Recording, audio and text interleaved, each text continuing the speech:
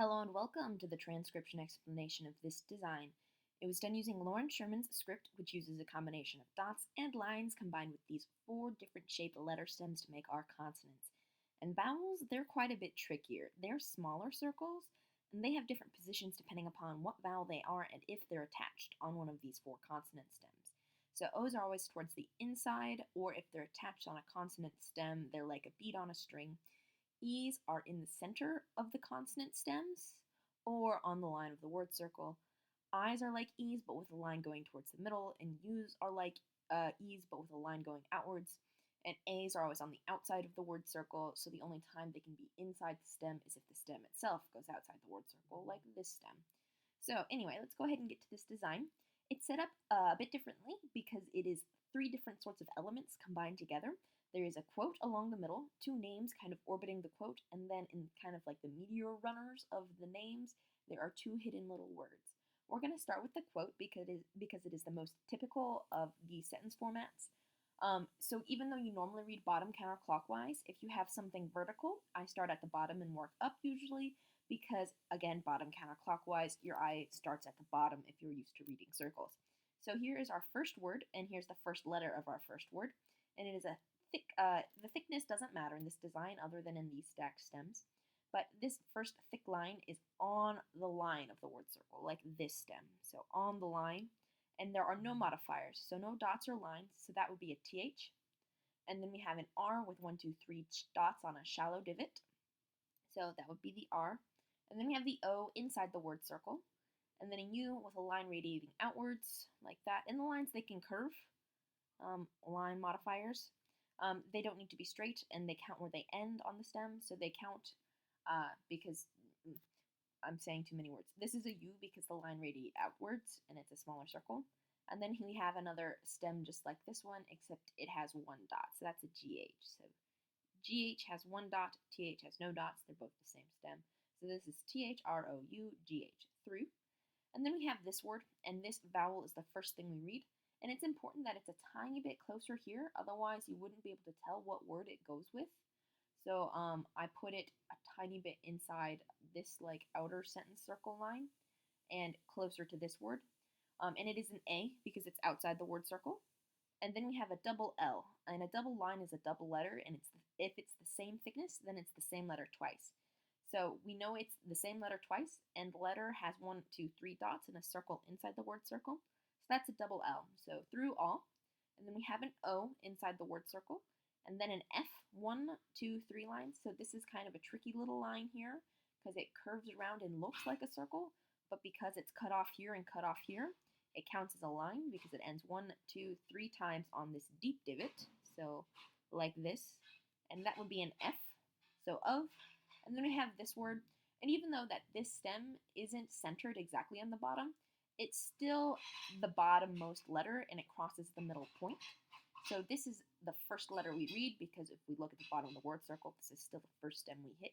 So that is a T because it has no modifiers. This line passes right through it, so it doesn't count. So T, then we have an I line going towards the middle, 1, 2, 3 lines on this M, and then an E. And again, this A is done similarly here, where it is just closer to this guy and a little bit further here. So it goes here.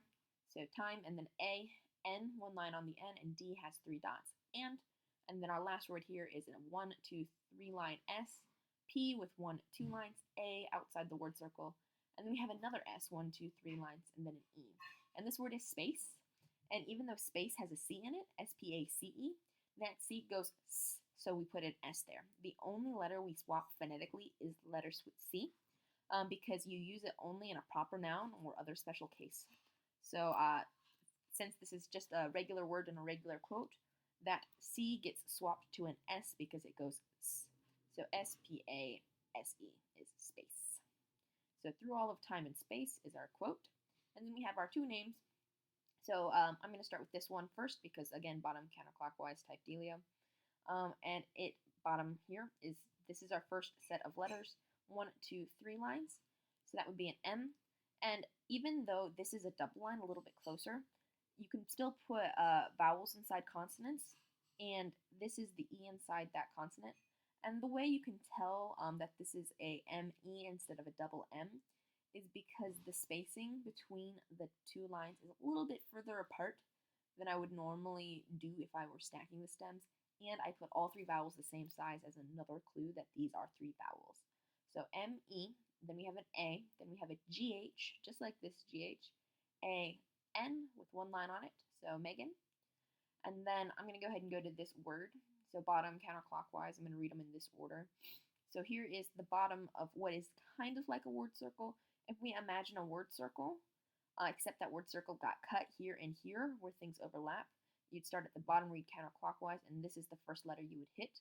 1, 2, 3 dots on it, so that would be an L. Even though this dot is outside the word circle, there is no other stem this dot could go to, so it goes to the closest viable stem, which is this one. So that would be an L, O inside the word circle, V, one line, E, so love. And then we have our next name. Bottom of it's here. This is a J because it's got no modifiers because this line passes through it, so it doesn't count. And then an O, just like this O here. D with 1, 2, 3 dots on a deep divot. And then an I, one line going towards the middle. So there's Jody. And then we have our last word here. So again, if the bottom of the word circle would be like here if we continued through it, we continue around, and this is the first letter we would hit outside here. So this is an A outside the word circle, just like those guys. And then we have an L, 1, 2, 3 dots on it. So I made the L's kind of similar, except I put the A in the dot chain because it was first. If this was a circle instead of an open dot, then this would be an A as well, A, L-O-V-E, but this is filled in, so it's important that the dots that are filled in, otherwise they look like vowels. Anyway, A, L. And then you have this shallow divot here with 1, 2 lines ending on it, so that's a W. Then we have an A outside the word circle, and then we have a circle on the line of the word circle. And I tend to erase the line behind those in this style just to make it a little bit cleaner, otherwise it gets kind of busy and kind of overwhelming, I think. If there's lines passing through it, and yeah. So this is a Y with 2 dots on it, and then an S with 1, 2, 3 lines on it. So 1, 2, 3. So it's important that this gap between here and here exists, otherwise this line would pass through it and not count. It's important that this line ends here, and then this one starts here and can continue through. So it ends 1, 2, 3 times on this shallow divot stem. So there's A-L-W-A-Y-S, so always. So yeah, that's that design. I'm really happy with the format of it, how it all kind of flows together, but you can still tell the parts are different, but they go together, and it's pretty awesome. I'm really happy with it. I hope you like it too.